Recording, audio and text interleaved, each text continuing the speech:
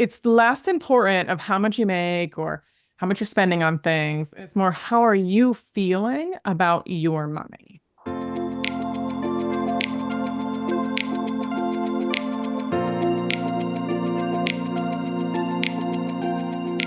Welcome to the Core Happiness Podcast. I'm your host, Casey Banks, a mindset and positive psychology coach. On this podcast, we discuss all things related to creating happiness from within. So let's do it.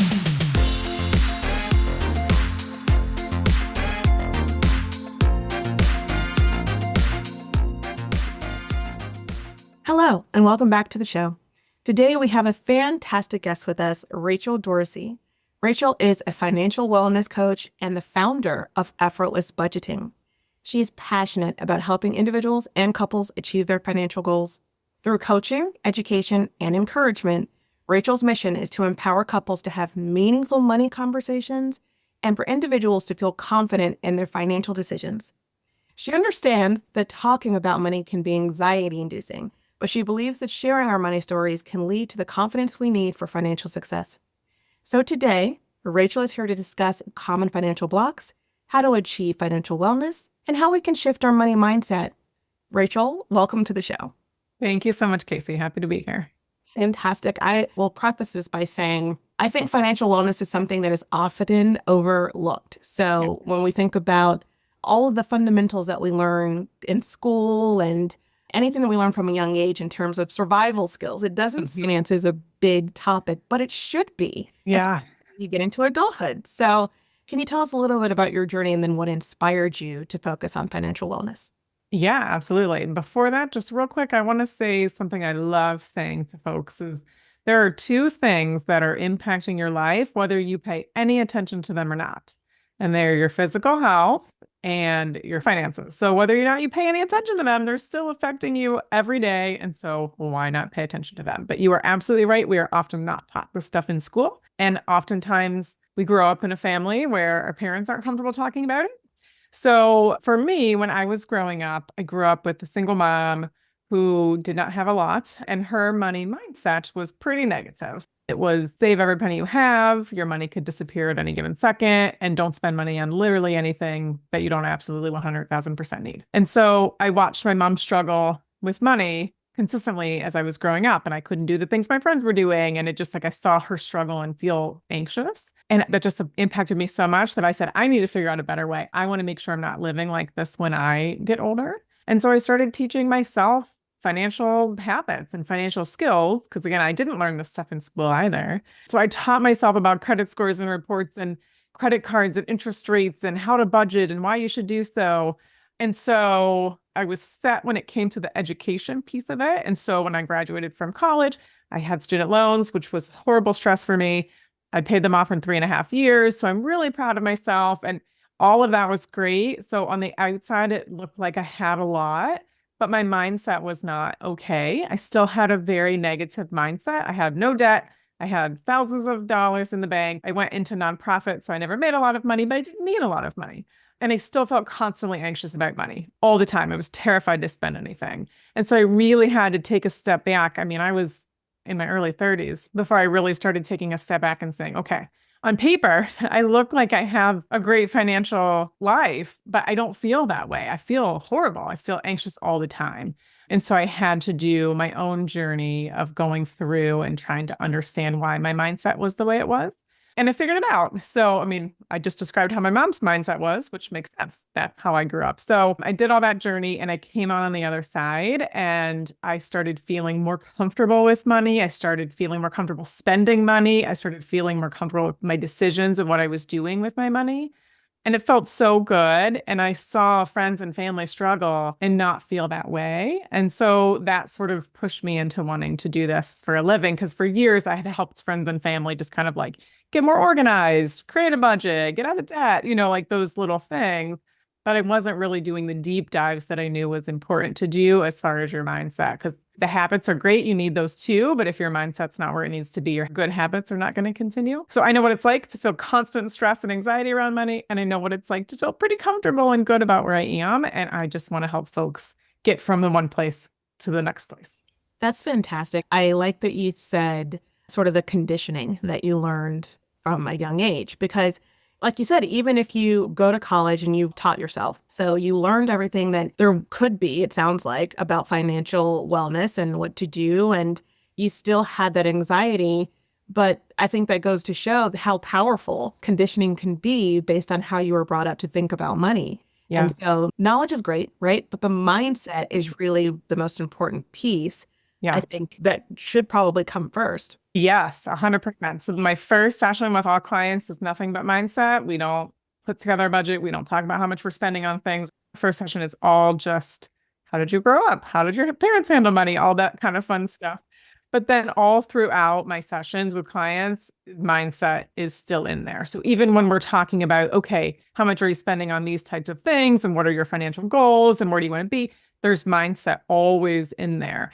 Because you said knowledge is power, but if you never do anything with that knowledge, it's actually kind of worthless. And so having the knowledge is helpful. But if your mindset is, I'll never get there, or I'll never feel better, or I just, I know that I'll never sort of reach these goals, you're not going to put that knowledge into practice. So we definitely need both, and you need to combine both. And the mindset piece is often the piece that people don't pay attention to. Mm-hmm. Yeah. And speaking of mindset, I know a lot of people can have a block when it comes to money and just the mindset around money and spending and saving. But diving into blocks, like what are some of the financial blocks that you come across when you're working with individuals and to address them? Mm-hmm.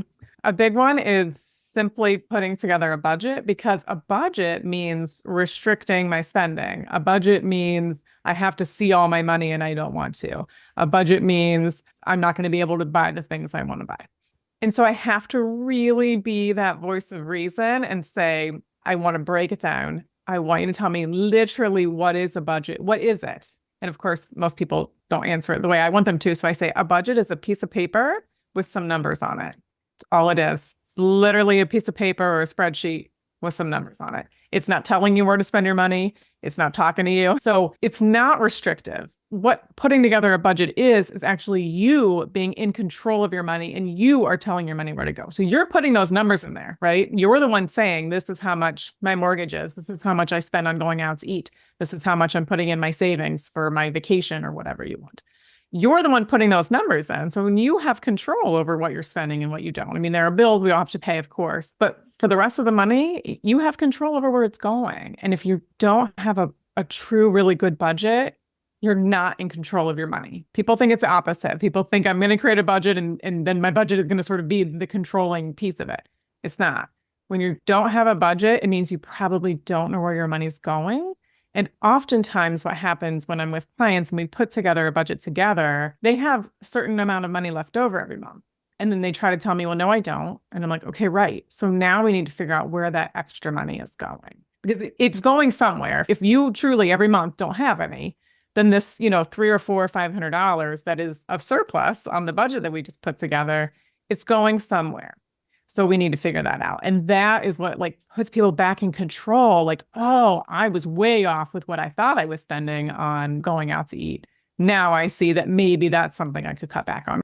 Also, it doesn't matter if you spend all of your money on going out to eat. What matters is, are you comfortable with it and are you happy with it? And so that's a huge block. It's just simply, I don't want to put together a budget because I think it's going to be negative and it's going to be scary. And it can be a little scary. But what's scarier is repeatedly every single month, year after year, feeling uncomfortable about your finances and not sure where the money's going.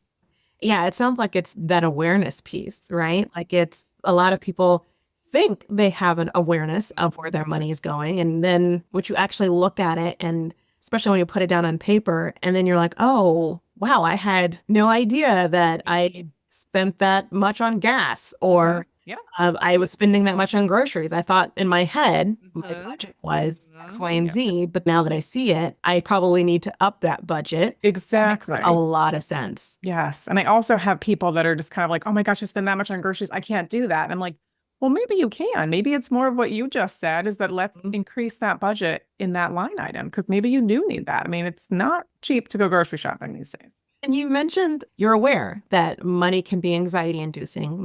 People get very anxious when they talk about money. Yeah. Why do you think that is? Why do you think clients usually have, and whether it's ingrained or whether it's because they were never taught it, But where do you think that anxiety comes from? Definitely think it comes from, I hate this word, but society telling us not to talk about money, because that is really what we're all taught growing up is don't ask people how much they make, don't ask people how much they spent on something.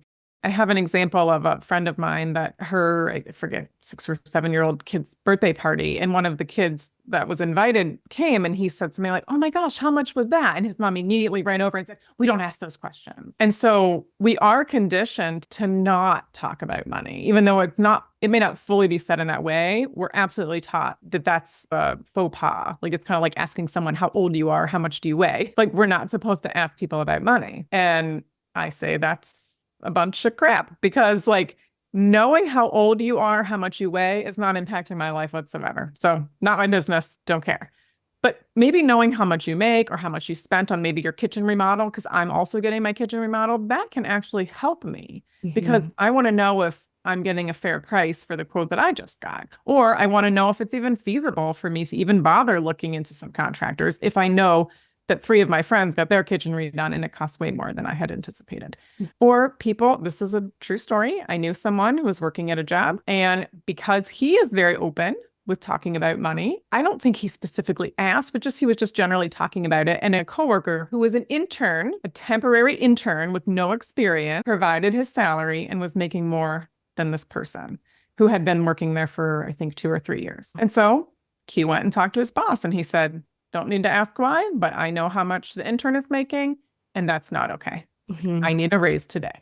And he got one. His company wasn't terribly happy, but you know what? That's on them. They shouldn't be doing that.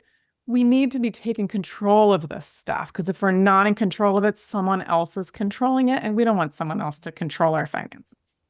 Yeah. And I think that the job example is a huge one. I know it's always very faux pas, and you're not supposed to say what your salary is and that type of thing, but it's almost the reverse that happened to me. And it was life-changing is when early on in my career, and somebody was asking me about my salary, because I was working like 90-hour weeks or something like that. And I felt so uncomfortable to talk about it, but I finally did tell them what my salary was. And they were like, "That's not enough. You are being underpaid." And that actually gave me the confidence that I needed to actually research, well, what do people in this industry and this job title make? And then that's when I was like, they were 100% right. And then I went and asked for more money, and there was no problem at all. I got it immediately. And so that was a big learning lesson for me. And I think that we should talk about money, especially if a job has a salary based on certain qualifications and responsibilities, then that should be the same across the board, right? Like if somebody, regardless of who the individual is, meets those qualifications, then they qualify for that salary. So I thought that was a very big point, just in general, that we don't talk about it, especially when it comes to jobs and salaries. And in corporate America, where we're conditioned to be very hush-hush about it. And if there's a very good chance that there is absolutely nothing in your HR paperwork that says you are forbidden to talk about your salary. And if you look at that and you see that that is the case, you might want to consider a different job. And so they can be irritated that you did it or whatever, but they can't do anything. I mean, it is what it is. And they might only be irritated because they're being called out on something. Yeah. And again, you need to take back that control. And this goes for folks out in the world and like in the regular job 9 to 5 type world, and also entrepreneurs. You know, oftentimes we're setting our own prices. Yes. And let's just say you wanted to start off being a financial coach. How in the world would you have any idea how much you should even consider charging if you've never talked to somebody and asked them that question? You know, and I started off at a very different price than I am now because I talked to people about it and I was like, oh, that makes more sense. And just, you know, getting into it. But I've had clients where I've also told them very similar to what your coworker told you, like, it's not enough. It's time for you to go ask for a raise, because unfortunately, as much as we would like for it to be different, the employer is unlikely going to come to you out of nowhere and give you a raise. You're going to probably need to ask. Yes, absolutely. One thing that comes up a lot, even with my coaching clients, is financial wellness. And that's generally because I'm focused on holistic wellness, right? So that could be anything from personal to professional. It can be anything from your relationships to your finances to self-compassion, runs the gamut. But when we talk about financial wellness, it almost seems like everybody has a different definition. Yeah. And so I'm wondering what financial wellness means to you and how you would define it. So it is kind of different for everybody, but the overall theme is, are you comfortable? You lie in bed at night worrying about your finances. I don't care if you make $1 million and you have 3 million in the bank. I don't care. Do you lie in bed and worry about it? Do you have next to nothing and you're living paycheck to paycheck, but you sleep perfectly fine every night and you literally never think about it because you're totally happy with where you are? So that's what people need to think about. Like, do you feel anxious about your money or do you not feel anxious about your money? And I don't mean, because some people think, well, I don't feel anxious, but then when you really dig in, it's because they just literally never think about it because they don't want to think about it. If they think about it, they know they will be anxious. So like, that's not okay. But do you log into your bank account and feel anxiety or you don't? Do you think about what your debt looks like and feel anxiety or you don't? Like, it's less important of how much you make or what your debt looks like or how much you're spending on things. It's more, how are you feeling about your money? Are you happy with where you are? So oftentimes people, just when they hear what I do, they say something like, oh, I don't have any debt, so I'm good. And they're like, that's not the only thing I do. I certainly do not at all focus on nothing but just helping people pay off their debt. Like, that's part of it and that's great. But just because you have no debt doesn't mean you don't lie in bed awake at night and worry about your finances. I didn't have any debt. I don't have any now, but like, when I was like really struggling, I didn't have any debt. I lived very minimally and I constantly worried about it. I also know people that have some debt and they're totally fine just paying it off when they pay it off. And they're happy doing like with the other decisions they're making for their life and for their finances. So financial wellness means you know enough and you're comfortable enough to look at your whole financial picture and feel comfortable with where you are. And also that you know your full financial picture. So I know people who, I'm not exaggerating, I had a client once who did not know how much her mortgage was because her partner paid for it and she just didn't need to know. So that doesn't feel great. And she admitted, like, it doesn't feel good to not have that information. It feels kind of silly. Like, I feel kind of stupid, when people ask and I don't know the answer to that. I've known people who know they have debt and they get their bills and they make the minimum payment because they just don't look at it. They have no idea how much they owe total. They don't have any kind of plan. They just have no idea. So you need to be aware of all of your finances. Where's your money going? What's your budget look like? How much debt do you have? What's your paycheck? All that kind of stuff. What are your bills? If you know all of that and you feel totally comfortable with where you are, you're good to go. Not a good client for me. You're fantastic. I don't need to work with you. If you look at all of that and feel really anxious, or you just don't even want to look at all of that because you know you're going to be anxious, then you're probably not as financially well as you could be. And having that much financial wellness will bring you more happiness in your life. So just as you just said, like, wellness is much more than a lot of people just think, oh, I exercise and eat well. That's great. You should do that because health is very important. But there's more that goes into wellness than just that. And if you have whole wellness, then you're a happier person. You're living your life in the best way. That's a great way to look at it because I know for myself, especially graduating college and having all these school debts and just being in debt for a long time, especially when you're just starting out your career and you're not making a lot of money. And I think that was always the thing in my head was like, oh, I have to pay off this debt, I have to pay off this debt, I have to pay off this debt.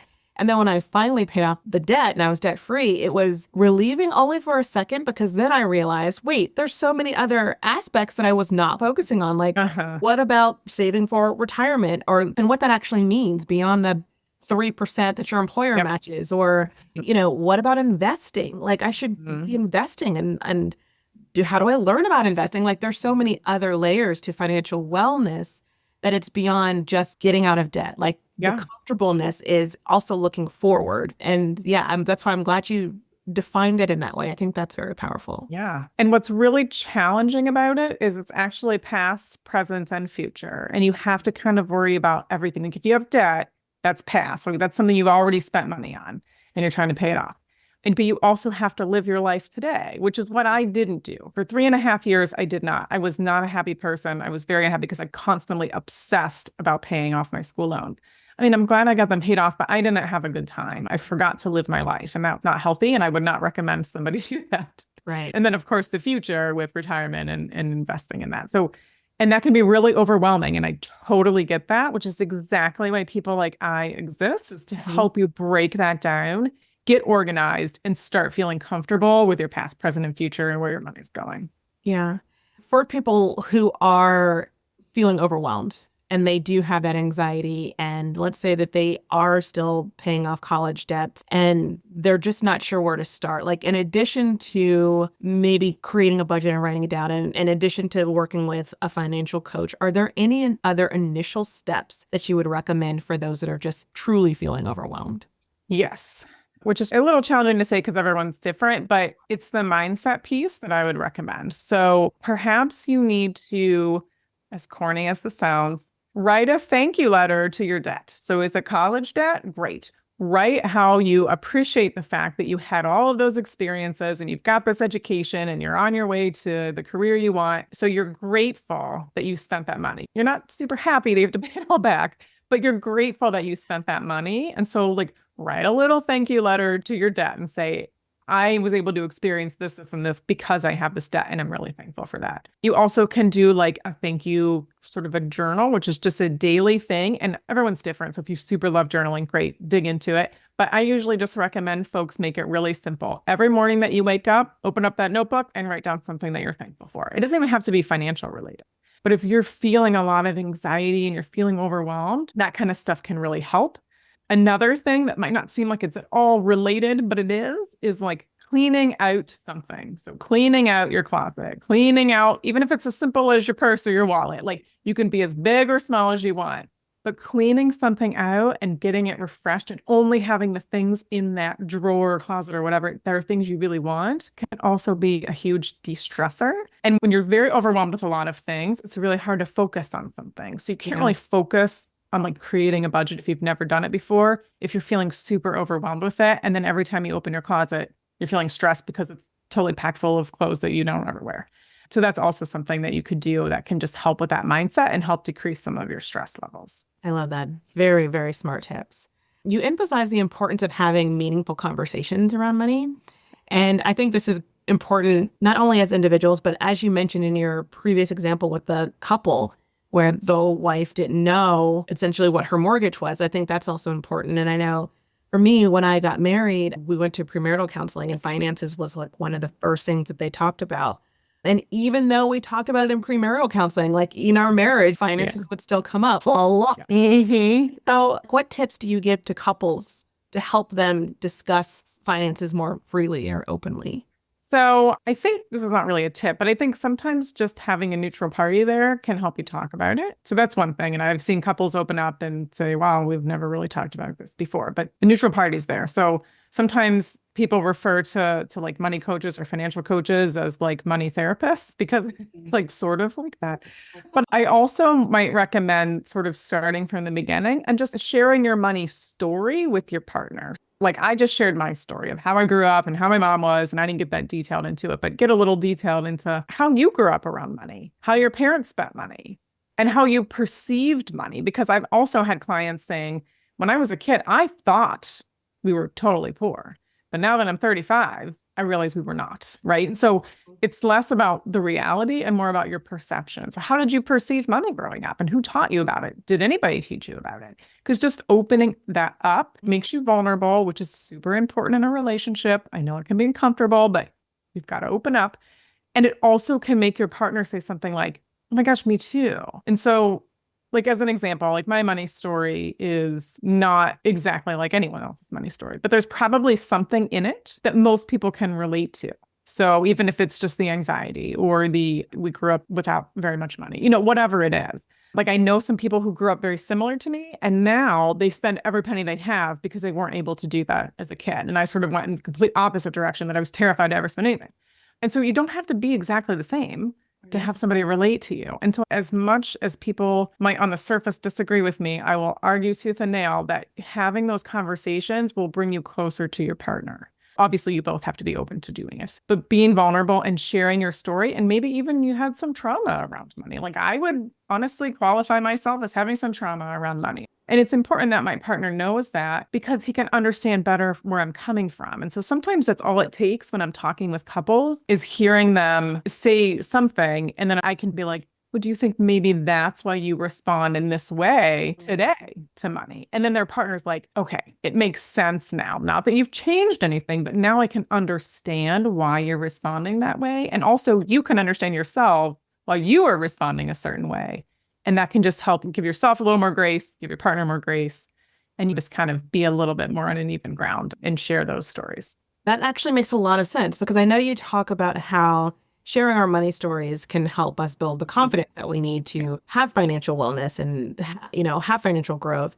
And is that why? Is it because it just kind of creates that layer of transparency that we need? Yes. And so many people feel like they're alone and there's nobody else went through this and nobody can understand what I'm going through. Whether you're sharing with your partner or not, there is something in your story that the person you're sharing it with can understand and can relate to. And that just helps you feel like you're not alone. And even for myself, I've shared my story a million times, but when I still get up in front of a group of people and I share my money story and I see people in the audience nodding their heads or saying, yes, or like, I can see that they're really related to what I'm saying. It grows my confidence. It continues to allow me to share my story because I continually am seeing people relate to it and feel almost like a camaraderie with me because we have something in common. And so it helps take away the isolation and helps you recognize that you're not alone and other people can relate to what you're saying. Yeah. Speaking of stories and relating, it's always easy to relate to kind of like a story and something like that. So I'm wondering if you have a story just in your coaching practice that you could share that illustrates sort of the impact of your work that you do, whether it's with an individual or with a couple. Yeah. So I would say it's sort of a shorter story, but I had a couple who started working with me, and I would say they probably went, we'll say 6 or 7 sessions with me when they told me they have been talking about money without any arguments for the first time in their 20-year relationship. They had been married for a very long time, and for the very first time, they were just calmly having money conversations and not feeling anxiety. They both admitted it still wasn't their number one favorite thing to do, but also doesn't have to be your favorite thing to do. But they both said how relieved they are in the fact that they can sit down and have these conversations and no arguments were coming. That same couple was interesting. And I see this a lot with couples actually, is one is more of the spender and one is more of the saver. And let me tell you, that does not mean you don't have anything in common. It does not mean your money stories are very different. It does not mean you can't relate to each other because you can. There's something in your story still you can relate to. And so the one that was more of the saver, while that sounds like a great thing, and it's obviously good to save, I mentioned you also have to live in the present. And this person was not living in the present, which frustrated his wife because she always wanted to live in the present. So they were actually a really good combo. I like a combo of a spender and a saver because you can really sort of help each other. My partner is also more of the spender and I'm more of the saver. So we're able to even each other out. But anyway, he said he bought a plane ticket to go on like a weekend trip with his guy friends. And for the first time, he spent money on something that was not at all needed. And he felt no stress about it. He knew he had the money set aside for it. And he felt really comfortable spending that money. So that's what it's all about, right? You're just feeling more comfortable and happy with where you are. That's a great example because I think when the saver mentality, like you said, it's like, oh, this is a great thing. I'm a saver. Of course, this is fantastic. But I think a lot of times that can be constantly living in the future, when you're constantly in that saving mentality and you don't really enjoy the present. Or like even in my case, I have friends that are like, well, I would love to go and do that and have girls' night, but I have to really watch my spending now because I don't know if I'm going to need it in the future, or I'm uncomfortable with where I might be a month, few months, a year down. And so it prevents you from being present or even having certain experiences. Yeah. Present. Oh, I thought that was a great example because I think a lot of times when people talk about money and financial wellness, it's usually about the spender. Yes. And spending habits and spending too much. But sometimes it could be that saving mentality also that could be somewhat unhealthy if it's too extreme. Yes. And both can be unhealthy if it's to the extreme, right? And you don't want to live in the past, present, or future 100% of the time. And I get people that don't really fully understand what I do, but just when I introduce myself, they say, oh, you help people not spend money. And I think, nope, not what I do at all. I actually help people spend money where they want to spend it. Because so often we're just spending money on things that our friends or family want us to do, and we don't really want to do it, but we're just doing it because we feel guilted into doing it. Or we've just always spent money on that thing. And so we're just going to keep doing it. But let's really take a look at it. And where do you really want your money to go? Like, have you been saying for 5 years, you could think of nothing better than going on a European vacation, but you just never see it happening? Well, are you doing anything to start that potential goal becoming a reality? So it's not at all about not spending any money. I've been there. I spent 30 plus years of my life being terrified to spend any money, and it's not a good place to be. Yeah. when we talk about the mindset shift, because whether you're a spender or whether you're a saver, it seems like in order to develop the mindset for financial growth, it is understanding, yes, where you've come from to understand your mindset. It seems like it's about embracing the present, but then what about the future? What about growth? How does mindset play into financial growth? So a very simple example is there are some people who just don't contribute to their 401k, even though their company's matching, which is free money, people. It's free money. Because they think, who knows? Like, I'd rather spend my money now. That's 20, 30, 40, 50, depending on how old you are, years from now. Like, who cares? And so there needs to be a balance, which totally get how confusing that is. So enjoy your life right now. Don't you want to also enjoy your life when you retire? And if you never think about that and you never put money away for retirement, and then you're 50 and you suddenly think, well, shoot, maybe I should, you're probably not going to be able to enjoy your retirement years the same as you've been able to enjoy your life right now. And that's where a good financial advisor can come into play, which I do not do. Obviously, I talk to people about how much they're putting in their savings and are they investing? Do they have a financial advisor? And are they contributing to their 401k? But I don't do any like investment stuff. So a financial advisor can actually go through your portfolio and say, what's your budget now? Like, how much are you spending right now? And then they can look to see how much you have saved and how much, you're planning on continuing and say, you can retire at this age. And this is approximately how much you'll have. Like, this is how much you'll have every year, which is consistent or inconsistent with how much you're making right now. Don't you want to just enjoy yourself? You don't want to feel stressed. Do you really want to have debt and be paying off your debt when you're 75? Do you want to worry about that? Do you want to just rely on public assistance? I mean, again, it's great for when it's there, but do you want that life? You have to think about everything. And I know that that's so overwhelming, which is why you start small. And I also start small with my clients. You don't do it all at once. I think like doing small things, like you're not contributing to 401k, it's time to start doing it because that's pre-tax money. And you can start at 1% if that's really what you want to do. But there's a good chance that 3% of your pay coming out pre-tax, you won't really even notice it that much because it's not money you have and then you give away. It's just, You just never have it. And if your company is matching, whatever your company is matching, I really just want to encourage everybody to contribute at least that much. That's very smart. I like the fact that you talk about how do you want to enjoy life in retirement. Anybody that thinks about the perspective of retirement most likely thinks about money for bare minimum, right? You think about, what do I need to get me through bare means? Where am I going to live? How much money is rent going to be? Am I going to pay utilities? It's just kind of the bare minimum. I don't think a lot of people think about the quality of life that they want to have or that they want to experience in retirement. So it's a very different mindset and how to think about retirement.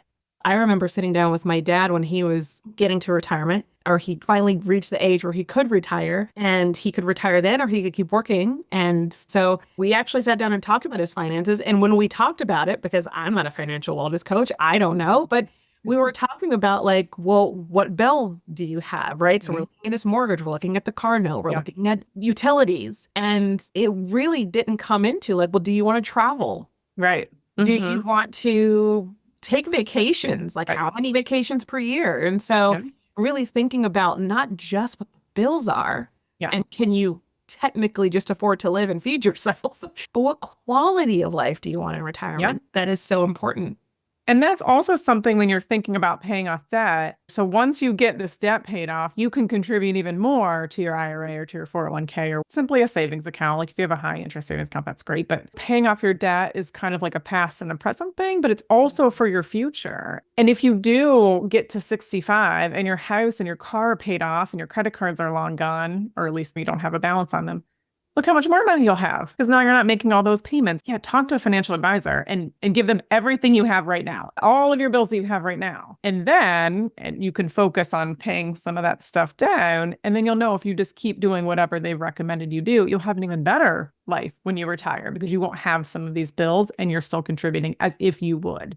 So then you can travel more and then you can join some classes. I mean, let's be honest, we're all used to working a lot. And so suddenly we don't have a job. Like, we're bored. We need stuff to do. So, if you want to go take care of yourself and make sure that you're still enjoying your life as much as we don't always want to think about it when we're 20 or even 40, you really should. And it will also help alleviate your stress because 100%, I guarantee you, if you are under 55, when you get to be 55 and you haven't really done a lot for your retirement, you will start feeling a lot of anxiety and panic around it. Yeah. And then it's hard to play catch up, it seems. It's very hard to catch up. Yeah. If you're 18, 19 years old, oh, please start now. Please start now. That would be so great. I would love that. And even if you're not, doesn't mean it's too late. Even if you're 55, it's not too late. Yeah. And that actually brings me to a question I've always wondered, especially for coaches that are in a service-based business where we are really just wanting to be of service to others and help. How do you stay motivated in your work to continuously help inspire others to focus on their wellness or reach a level of financial wellness where they are comfortable? I mean, it sounds super cheesy, but like they inspire me. Like my clients truly do, because I'm in this to, as dramatic as it might sound, I'm in this to change people's lives. And I know that I do because I've had people say that. And so like hearing somebody, like I mentioned before, say, my husband and I have literally never once had a conversation about money in 20 years. It has not led to an argument. And now weekly, we're having weekly conversations that are helpful, informative, and not at all anxiety ridden. That motivates me to keep going and helping other people. And so that, just seeing like the relief sometimes on people's faces where they feel like they're never going to get out of this, they're never get out of their situation. They just think, why even bother? Because they're not. And then they start opening up and talking about it. And then we create a plan, and I can see them thinking, oh, maybe I could do this. I think I can actually make this goal happen. Is so motivating for me. So I absolutely have such a passion for what I do. I love it so much. And I've been there. So I know how that feels. And I really just want to help other people feel the same way. That's amazing. I think any anxiety that someone holds around finances can trickle into other areas of their lives. 100%. So then it's like when we think about overall wellness also, and whether it's mental health or whether, again, I always talk about mind-body connection. So if you're having a lot of anxiety and you're stressed about something, that can take a toll physically as well. And we all know that finances seems to be one of the biggest stressors that a lot of people have. So even just addressing that portion of it can help with like mental health and physical health. I think it's like a trickle effect. Yeah, when I'm talking to my corporate clients, I use that as an example. Like if your staff are worried about money at home, they don't just walk into your door at work and forget all about it. They're still stressed about it. And so they're not at their best selves, and they're not, contributing to their job as well as they could be if they alleviated some of that stress. And so, yeah, stress, whether it's finances or not, stress leads into every aspect of your life, your job, your relationships, which is why I love focusing on couples, because I know how stressful it can be to feel so much anxiety and not feel like you can talk to your partner about it, or just feel like you just don't know how to talk to your partner about it. And there's a lot of tension there because, again, stress about anything leads into all aspects of your life. And so if you want to feel better about your work and you want to have a better relationship with your family and you want to have a better relationship with yourself, taking care of that stress and anxiety, no matter what it is key. Yeah. And I like that you also mentioned the work that you do with organizations. And I actually want to talk about that for a second, because in terms of corporate and financial wellness, how do those programs typically work? And like what benefit do they offer employees or organizations? Yeah, so an organization really needs to look at it like an added benefit for your staff. So you offer health insurance and you offer 401k match. Fantastic. That's great. But I think it's so important to focus on not only the whole person, but also their personal life. It may seem like that's silly in a company to do so, but it's not. If somebody's going through a divorce or they're having child issues or whatever, they're coming to work stressed out. And so companies, and I hear a lot of chatter out there with companies complaining about people leaving and no one wants to stay in a job. And so then my response is, well, what are the benefits that you offer? Mm-hmm. So focusing on the whole employee is so important. And also they can get some financial literacy and start feeling more comfortable with their finances so they're less stressed. So typically what I offer, and I really do with my clients, whether they're individual, couples, or corporate, I try to meet them where they are and create something that works for them. But for the most part, it typically is once a quarter. I'm in there doing a presentation on budgeting and mindset. or credit scores and reports, because there's so few people that really understand what even goes into their credit score. So I go in and I'm helping folks have more education around finances so they're feeling more comfortable with some decisions they're making. So it's typically presentations, group sessions, and then also individual coaching sessions that a company can pay for. So this is on the company's dime, and you're offering this additional benefit to your employees. Yeah, that's a great resource for companies to incorporate.